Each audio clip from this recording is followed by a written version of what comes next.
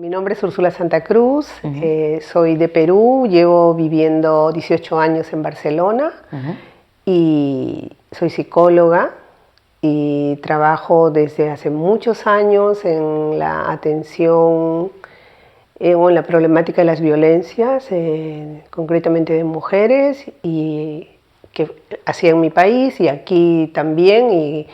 Los colectivos con los que atiendo, trabajo, son mujeres migradas. Hago atención psicológica también, hago formación, he hecho investigaciones, consultorías, pero todo en la línea también de las violencias hacia las mujeres. Y en las atenciones psicológicas, la mayoría también de las personas que atiendo son migradas, y mi propio proceso, que hace 10 años más o menos hice, que fue como un cuestionamiento a mi propia formación como psicóloga, como migrante, fue acercarme al feminismo descolonial y bueno, todo lo que tenía que ver con los estudios descoloniales, el antirracismo, y comenzar a, digamos, como hubo un quiebre allí en relación a los conocimientos que tenía, a la manera como atendía, a los enfoques que manejaba, y todo eso ha repercutido en mi vida personal, en mi activismo, en mi trabajo, en mi manera también de trabajar, en mi manera de atender a las personas, en la manera también de cómo desde pensar o reflexionar sobre la carrera, sobre la psicología. Es imposible poder borrar experiencias en niñas y niños que, en general, y en este caso en niños que han sido adoptados,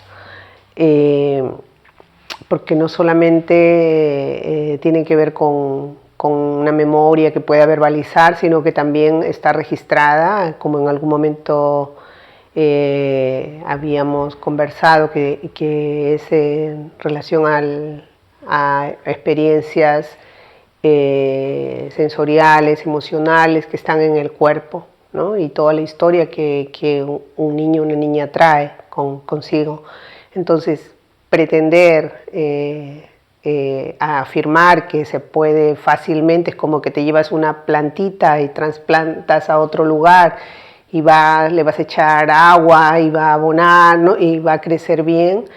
Me parece muy delicado y grave a la vez, tratándose de seres humanos, ¿no? Y sobre todo porque desde qué concepto, quién adopta, a quién adopta y en qué condiciones se adopta a los niños y niñas, ¿no?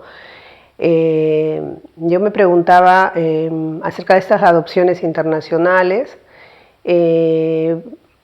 porque hay como un lenguaje muy universal en relación a la psicología, por ejemplo, revisando material, las adopciones miradas de una forma neutral, sin tomar en cuenta, por ejemplo, esas relaciones norte-sur, que de por sí, históricamente, subjetivamente, está ya en la cabeza de las personas que adoptan, y no es una cuestión individual, ¿no? Entonces,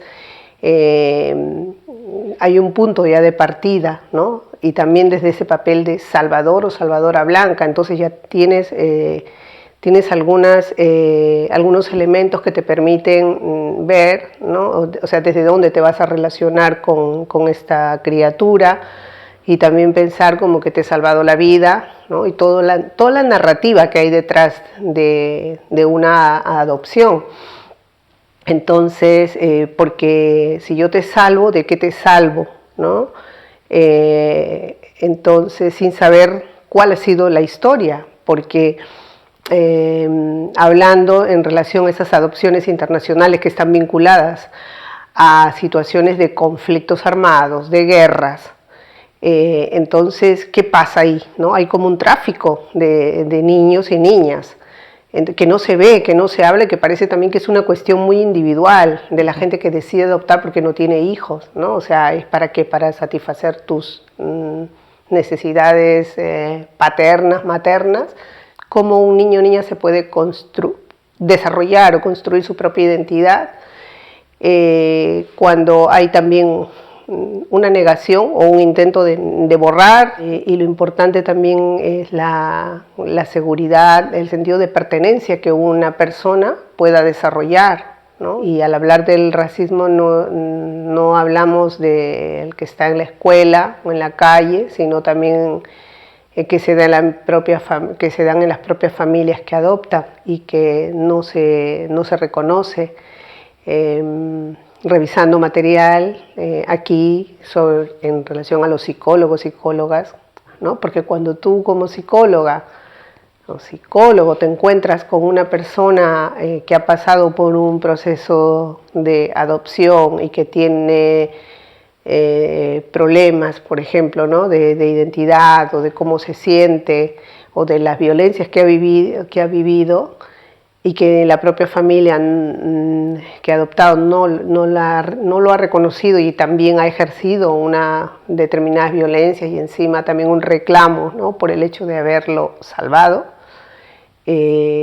también genera una serie de contradicciones en la vida. Entonces, hablando con el tema de este borramiento, digamos, ¿no? de cambio de nombre, de culturas, de códigos, de no sé, alimentación y de muchas otras cosas, sí que encuentro una relación con aquellos niños de pueblos indígenas o amazónicos, por ejemplo, en Perú, cómo eran evangelizados, ¿no? Les cortaban, los vestían y los llevaban como unos, creo que son campamentos, misiones, algo así, y les ponían nombres cristianos, ¿no? Entonces intentaban borrar todo rastro de esa historia de donde venían y además también, ¿no? como un intento de negar todo lo que ha sido, lo que han traído. Esos niños, niñas que fueron adoptados, hijos, hijas de quienes eran, de mujeres seguramente de zonas de donde hubo la mayor violencia, que habían sido violadas por los soldados, o sea, todo lo que hubo, o hubo masacres también de poblaciones. Entonces a lo mejor quedaron unos niños que según el Estado podían ser hijos de terroristas, ¿no? Entonces lo vamos a sacar aquí. Entonces más bien es porque este niño, qué pena que no se adapta, ¿no? Algún problema tiene, si yo le doy todo, ¿no? Entonces desde el otro lado no hay un cuestionamiento. Bueno, no sé, seguramente que sí habrá gente que se cuestiona, ¿no? Pero este papel, ¿no? Como en muchos otros, como el papel que se cumplen también en las ONGs, la gente que va y cómo, quieras o no, terminan cumpliendo ese papel, ¿no? Entonces, cuando tú planteas, ¿es posible, es necesario que lo hagan, ¿no? Y también tomar conciencia en relación a la responsabilidad que hay a la hora que tú adoptas a un niño o niña del llamado sur. Más que hacer terapia, no sé, ahora pienso, ¿no? Creo que se puedan hablar entre ellas y un poco revisar la historia que hay, la historia colonial, ¿no? O sea, dentro de estas prácticas de las adopciones y también qué quiero hacer con esto, ¿no? O sea, qué responsabilidad tengo yo también para cambiar esa situación, ¿no?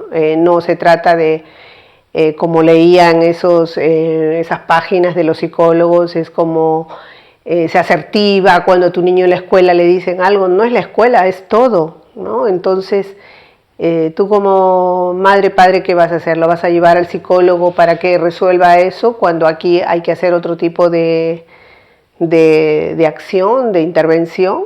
¿De qué manera también puede pensar que este niño o niña no cumple mis expectativas? Porque yo lo que quiero es que cumpla mis expectativas, aunque sea un niño o niña con otro cuerpo, con cuerpo diferente que no se parece a mí, ¿no?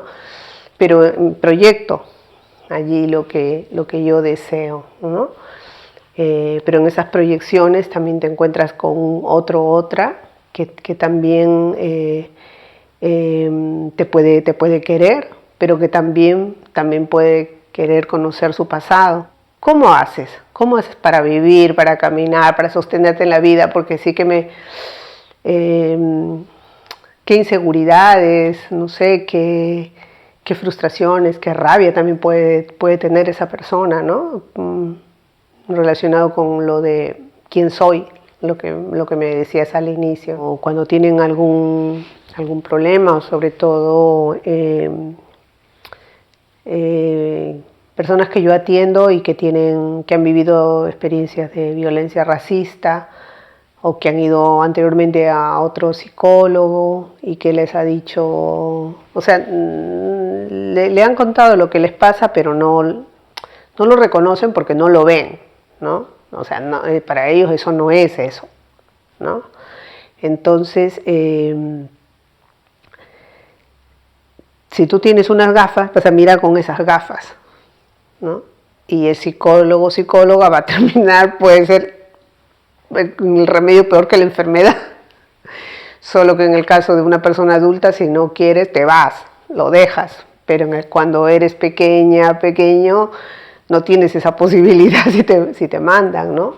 Pero además ya como psicólogo tienes una relación de poder, y yo como psicóloga, como veo, no sé, a una mujer latinoamericana, de repente estoy pensando, Panchita, o sea, yo ya tengo en mi imaginario eso y voy a atender a una mujer latinoamericana, ¿no?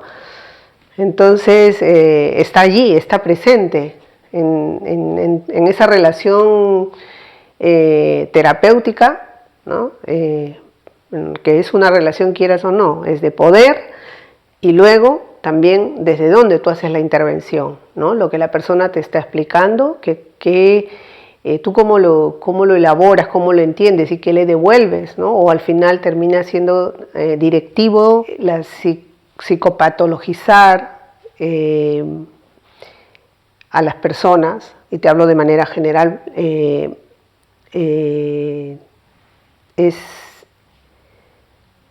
tiene una trampa, y es muy perverso porque termina siendo como solo una cuestión psicológica, ¿no?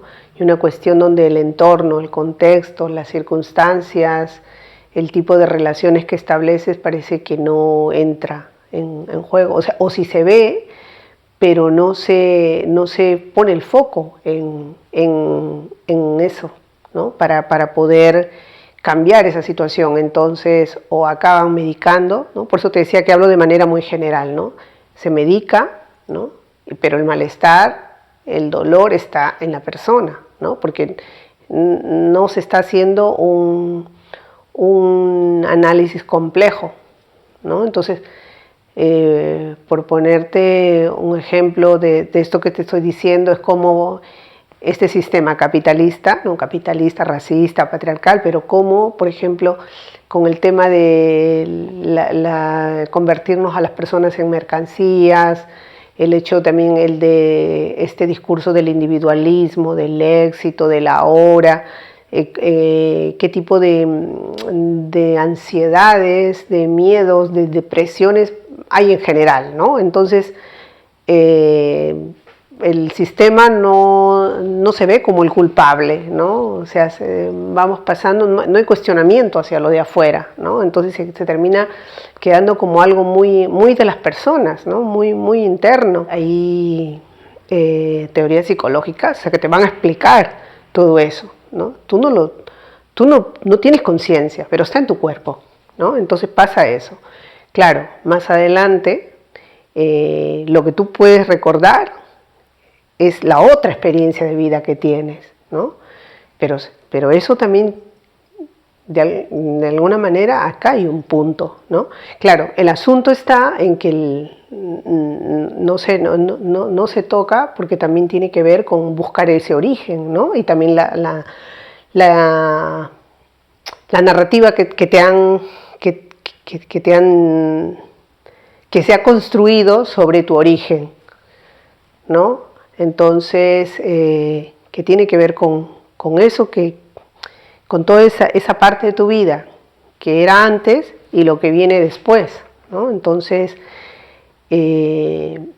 yo creo que no está separado. O sea, si bien, ¿no?, lo que tú dices se enfoca en esta parte, porque de esto tienes todo este trozo de vida, ¿no? De esto tú no tienes un recuerdo vivo, no tienes un recuerdo vivo, ¿no? Pero está en ti. Cuando te decía esa relación con la madre que se puede dar, ¿no? La madre, de repente la madre pudo haber fallecido cuando nació y estuvo con, no sé, con otra persona que la cuidó. ¿En qué condiciones? Tal vez no fue tan mal o sea, tal vez ese vínculo fue,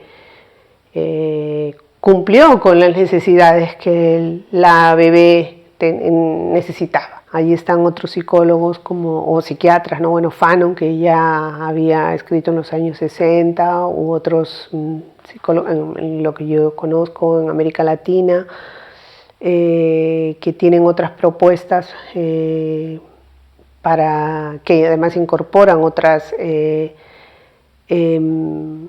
visiones, otra manera de pensar, y que una de las cuestiones que se señala es que la psicología como tal, la psicología occidental se olvidó del cuerpo, no trabaja el cuerpo, trabaja la mente, ¿no? Y cuando piensa en un cuerpo blanco, ¿no? Entonces, que es importante a la hora de hacer los abordajes, y hay muchas formas de trabajar que no solo es con la palabra, ¿no? Puedes trabajar con el cuerpo, con la respiración, no sé, con el dibujo, con el arte. Hay muchas maneras de poder trabajar, pero que sí que es muy importante también que la psicología como tal ha de tener un posicionamiento político para mí en relación a las problemáticas. Es una cosa que yo he hecho en falta, y como estoy colegiada, en la página está el Colegio de Psicólogos, por ejemplo, sobre racismo, no, el uso de las tecnologías, no sé cuánto, y muchas cosas que pueden ser importantes, pero hay otras problemáticas, ¿no? que no se ven, no se toman en cuenta. Y también, por ejemplo, cómo piensas el racismo, ¿no? A mí me parece una cosa muy importante la historia, para todos, ¿no? Cuando yo me encuentro con compañeras, colegas psicólogas de aquí,